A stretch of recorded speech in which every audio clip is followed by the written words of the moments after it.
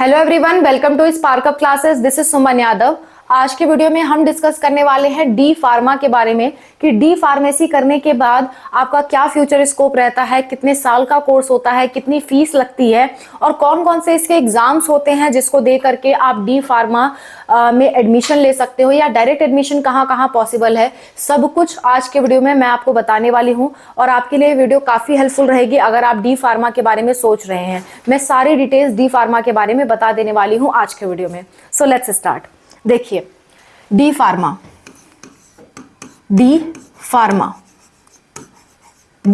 का full form होता है डिप्लोमा इन फार्मेसी। ठीक है, डिप्लोमा इन फार्मेसी।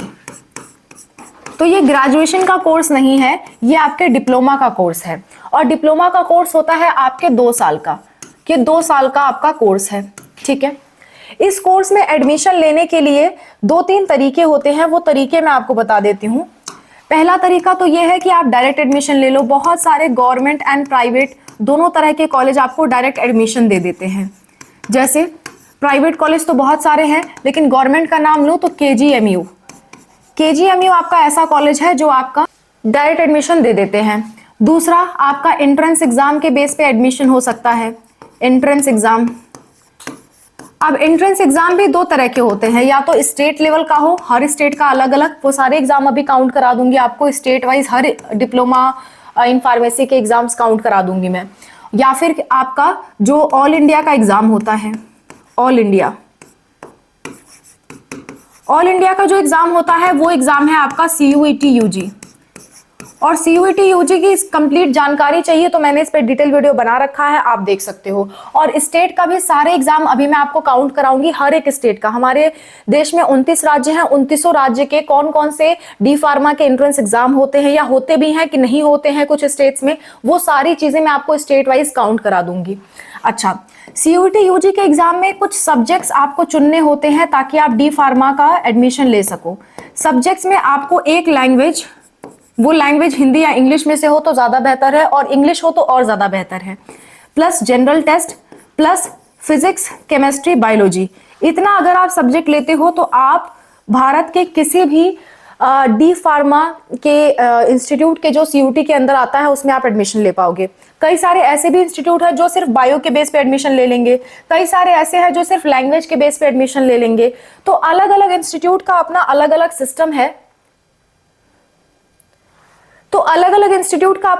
सिस्टम है, लेकिन इतना अगर आप सब्जेक्ट लेते हो ना तो आप हर जगह एलिजिबल रहोगे, ये आप ध्यान में रख सकते हो। तो एग्जाम के बारे में मैंने आपको बता दिया और स्टेट वाइज जो एग्जाम है हर एक स्टेट के, वो अभी हम आगे डिस्कस करेंगे। तो इतना आपको पता चला कि एडमिशन कैसे होता है और इसको डिप्लोमा इन फार्मेसी कहते हैं। थोड़ा और बात कर लेते हैं डी फार्मा में। अगर डी फार्मा करने की फीस की बात करें तो गवर्नमेंट कॉलेजेस में 10,000 पर ईयर आप मान सकते हो। पर ईयर 2 साल का कोर्स है, यानी कि 20,000 के लगभग आपका खर्चा आएगा गवर्नमेंट कॉलेजेस में। और अगर हम प्राइवेट की बात करें तो प्राइवेट में 50,000 से लेकर के 1 लाख तक पर ईयर आप मान सकते हो, पर ईयर। ठीक है, किसमें? प्राइवेट कॉलेजेस में। ठीक है, तो ये फीस का स्ट्रक्चर रहता है। अब इसे करने के बाद आपकी सैलरी क्या रहेगी या आपको जॉब क्या क्या मिलेगी वो हम डिस्कस कर लेते हैं। जॉब्स, तो जॉब्स में पहला जॉब है कि आप अपना मेडिकल स्टोर खोल सकते हो। मेडिकल स्टोर, आप अपना खुद का मेडिकल स्टोर खोल सकते हो। लाइसेंस आप प्राप्त करिए, लाइसेंस प्राप्त करने के बाद खुद का मेडिकल स्टोर ओपन कर लीजिए। दूसरा, किसी दूसरे के मेडिकल स्टोर पे जॉब कर सकते हो। मेडिकल स्टोर सेल्फ लिख देती हूं मैं इसे, और ये क्या, आप अदर्स के मेडिकल स्टोर पे जॉब कर सकते हो।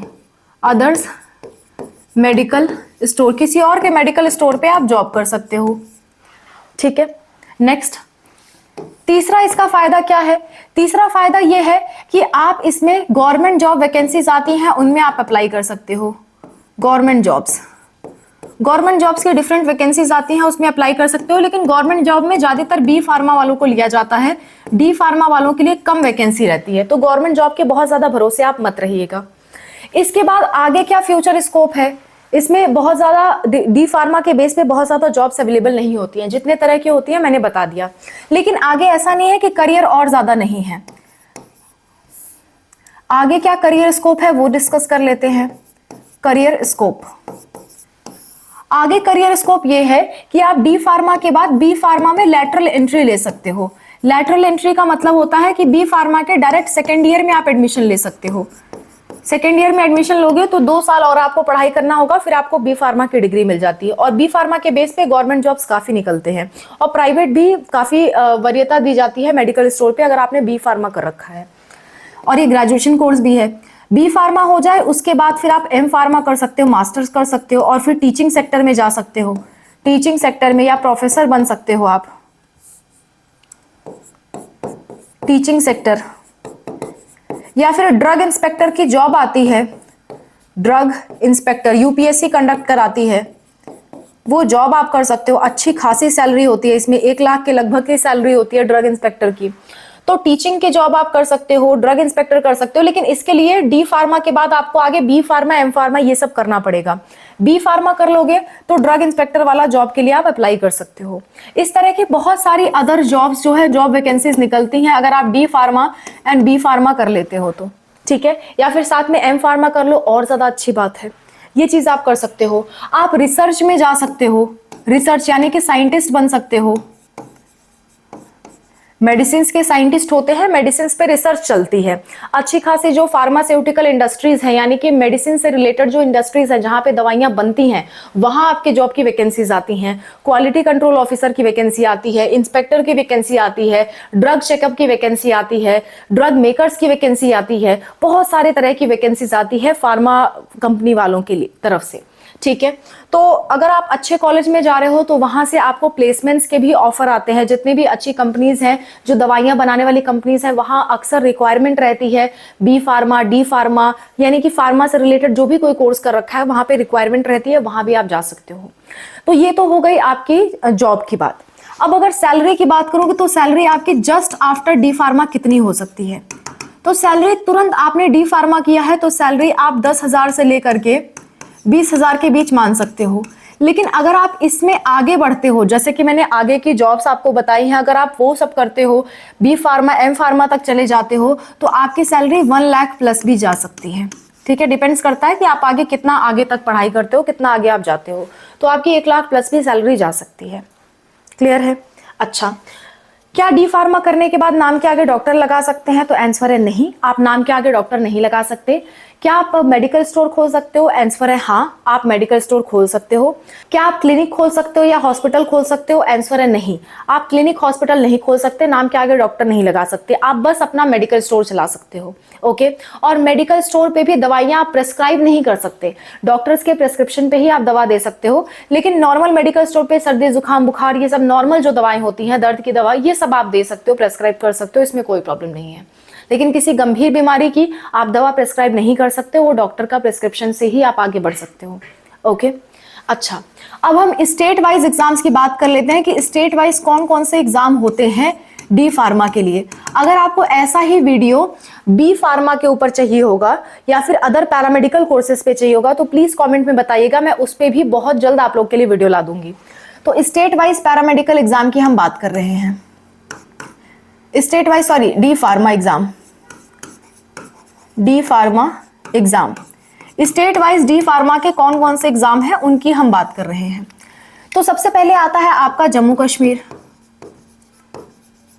जम्मू एंड कश्मीर। जम्मू एंड कश्मीर की बात करूं तो यहां पे जो एग्जाम होता है उस एग्जाम का नाम है JKBOPEE, JKBOPEE, ये एग्जाम का नाम है। और ना ही केवल बी फार्मा में, सॉरी, ना ही केवल डी फार्मा में, साथ साथ में आप बी फार्मा में भी चाहो तो एडमिशन ले सकते हो। जिस हिसाब से आपका बजट हो, जिस हिसाब के आपके मार्क्स हो, उस हिसाब से आप एडमिशन ले सकते हो, ठीक है। अगला, दूसरा जो आपका स्टेट है वो है आपका हिमाचल प्रदेश। हिमाचल प्रदेश की अगर बात करें तो हिमाचल प्रदेश में एडमिशन वहां पे चलता है, ठीक है। तीसरा बात कर लेते हैं पंजाब की। पंजाब, पंजाब में भी डी फार्मा के लिए कोई एग्जाम नहीं होता है, आपका डायरेक्ट एडमिशन होता है, आप डायरेक्ट एडमिशन ले सकते हो। बी फार्मा के लिए अलग से है, मैं डी फार्मा को फोकस में रख के बना रही हूं। अगर आपको सिमिलर वीडियो बी फार्मा के ऊपर चाहिए होगी तो प्लीज कमेंट करिएगा, मैं सारे स्टेट वाइज एग्जाम आपको गिनवा दूंगी बी फार्मा के लिए भी, और बी फार्मा की सारी जानकारी भी प्रोवाइड कर दूंगी। नेक्स्ट, दिल्ली। तो दिल्ली में भी कोई एग्जाम नहीं होता है। कोई एग्जाम ना होने का ये मतलब नहीं है कि आपका एडमिशन ही नहीं मिलेगा।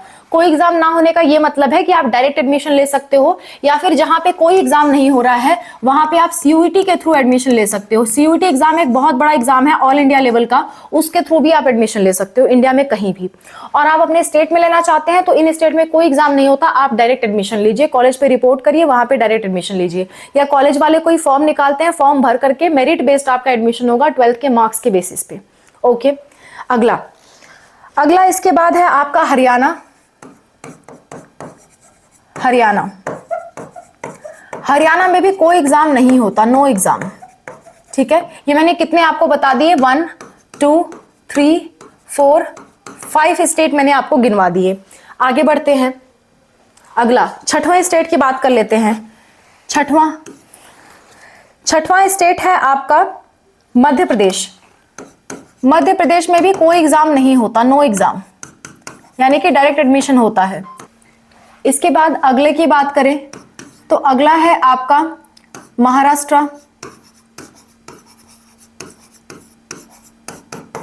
महाराष्ट्र में आपका होता है एमएचटी सेट। एमएचटी सेट नाम से एग्जाम होता है, जिससे आपको बी फार्मा में भी एडमिशन मिलता है और डी फार्मा में भी। बी फार्मा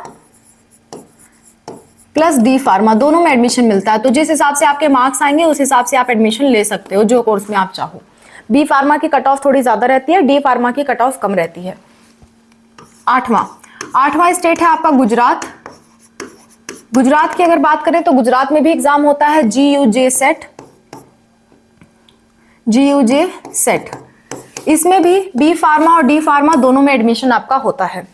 नेक्स्ट, नौवां स्टेट की अगर हम बात करें तो है आपका कर्नाटका।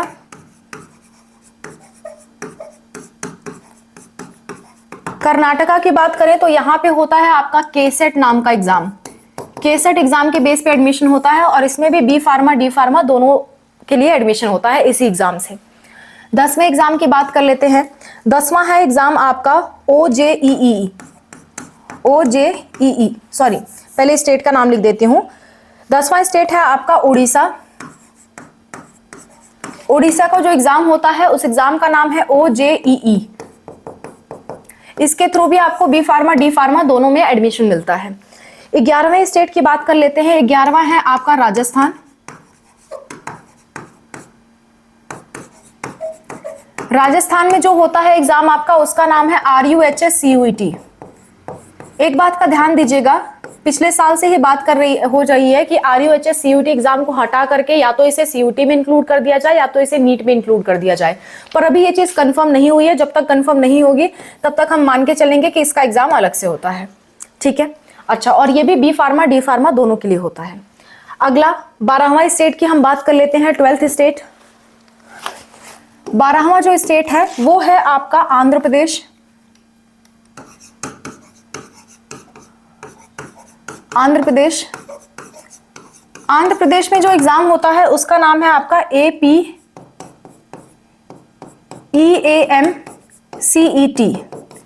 ये आपके आंध्र प्रदेश के एग्जाम का नाम है। इसमें भी आपका बी फार्मा डी फार्मा दोनों में एडमिशन होता है। B pharma D pharma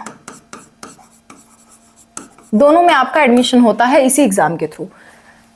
13वें exam की बात करें तो है आपका तेलंगाना। तेलंगाना की अगर हम बात करें तो इसका एग्जाम होता है TSEAMCET।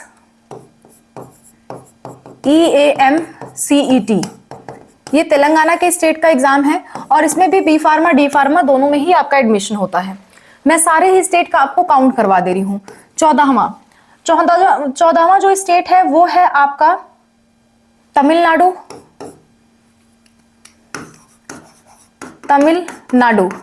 तमिलनाडु में कोई एग्जाम नहीं होता है, डायरेक्ट एडमिशन होता है। नो एग्जाम, कोई एग्जाम आपका अलग से नहीं होता, डायरेक्ट एडमिशन होता है। 15वें स्टेट की बात कर लेते हैं। स्टेट है आपका वेस्ट बंगाल। वेस्ट बंगाल में इसके लिए एग्जाम होता है और एग्जाम का नाम है आपका जेक्सपो या वोसलेट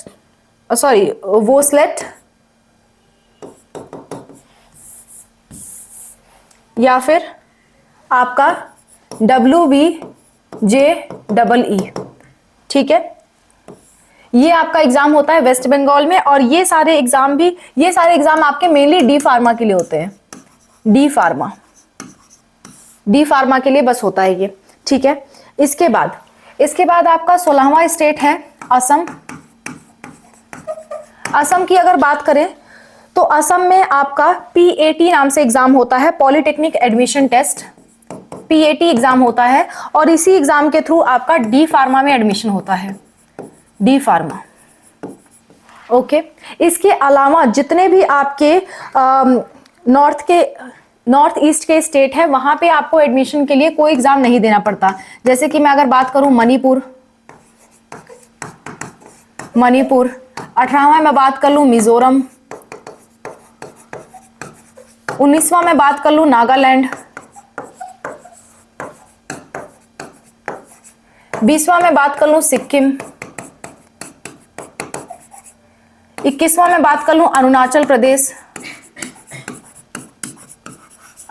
प्रदेश। ठीक है, इसके बाद अगर मैं बात कर लेती हूं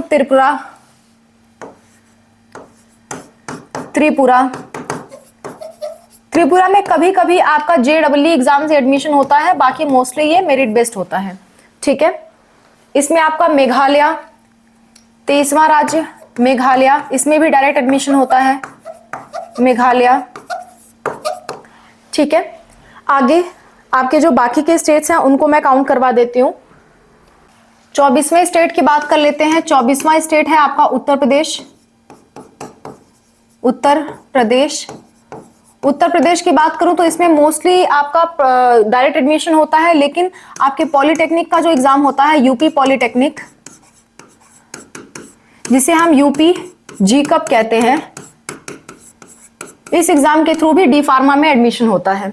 इसके बाद अगर हम बिहार की बात कर ले, बिहार में आपका BCECE नाम से एग्जाम होता है, इसके थ्रू आपका डी फार्मा में एडमिशन होता है। इसके बाद हम 26वें स्टेट की बात करें, गोवा में आपका डायरेक्ट एडमिशन होता है, यानी कि नो एग्जाम। 27वें स्टेट की बात कर लेते हैं। 27वां स्टेट है हमारा केरला में भी आपका कोई एग्जाम नहीं होता, नो एग्जाम। ओके, 28वें स्टेट की बात कर लेते हैं। 28वां स्टेट है हमारा झारखंड की अगर हम बात करें, झारखंड में भी कोई एग्जाम नहीं होता है डी फार्मा के लिए, डायरेक्ट एडमिशन होता है। 29वां और लास्ट स्टेट हमारा छत्तीसगढ़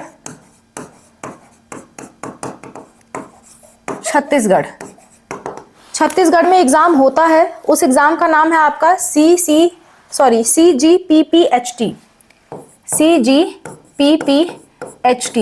इस एग्जाम के थ्रू आपका डी फार्मा में एडमिशन होता है। सो भारत के सारे 29 राज्यों का मैंने अलग से लिख के आपको बता दिया कि कौन कौन से राज्य में एग्जाम होता है, और होता है तो किस नाम से होता है। यही सारे एग्जाम आपके डी फार्मेसी के लिए अवेलेबल हैं। तो इन सारे एग्जाम्स के थ्रू आप डी फार्मेसी का कोर्स कर सकते हो। बेहतर होगा कि आप अपने राज्य का एग्जाम दें। अगर आप अपने राज्य में कोई एग्जाम नहीं पाते हैं तो डायरेक्ट एडमिशन के लिए सर्च करें, वो भी नहीं पाते हैं तो CUT आपके लिए ऑप्शन है, आप CUT का एग्जाम दे सकते हैं। Okay, so that's all about the video. I hope this video is helpful for you. कोई दिक्कत, कोई परेशानी आती है किसी भी चीज से रिलेटेड, कॉमेंट में जरूर बताइए। मैं और अनूप सर आपकी हेल्प के लिए हमेशा तैयार हैं। So that's all about the video. I hope this video is helpful for you. कोई दिक्कत, कोई परेशानी होती है आप कमेंट में मेंशन करिए। मैं और अनूप सर आपकी हेल्प के लिए हमेशा तैयार हैं। जिस तरह हमने डी फार्मेसी का वीडियो आपके लिए बना के दे दिया, वैसे ही अगर आप कहेंगे तो मैं बी फार्मेसी पे भी वीडियो बना दूंगी। आप कमेंट में मेंशन कर दीजिएगा बी फार्मेसी ऑल एग्जाम्स, उस पर मैं बहुत जल्द वीडियो आपके लिए ला दूंगी। That's all, bye, take care.